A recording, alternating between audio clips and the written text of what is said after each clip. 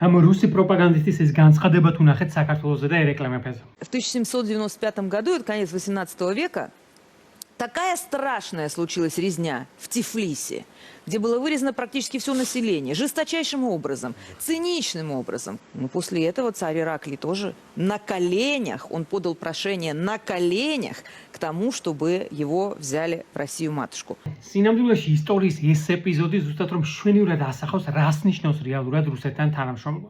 იმიტომ რომ სინამდვილეში ერეკლე მეფე რუსეთთან დახმარების და მფარველობაში მიღების თხოვნით არა ამ ბრძოლის შემდეგ, არამედ 13 წლით ადრე 1792 წელს მივიდა, ხოლო 1 წლის შემდეგ 1793 წელს უკვე გაფორმდა ცნობილი გეორგიევსკის ტრაქტატი.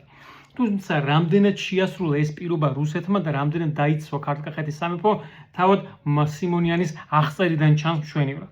სინამდვილეში რუსეთმა შეგენებულად არ გააკეთა არამფერი, იმიტომ რომ დღეს უკვე როგორც ვიცით, რუსეთი არ აპირებდა ქართლ-კახეთის სამეფოს დაცვას და ის მის სრულ დაპყრობასა და მიერთებას გეგმავდა, რისთვისაც მაქსიმალურად დასუსტებული ქართველი ხალხი სჭირდებოდა. ეს ყველაფერი მშვენივრად იცის სიმონიანმა, მაგრამ პროპაგანდისტებს და ზოგადად ავტორიტარულ რეჟიმებს არასდროს აინტერესებს რა არის სიმართლე, როგორც რუსეთში, ისე საქართველოში.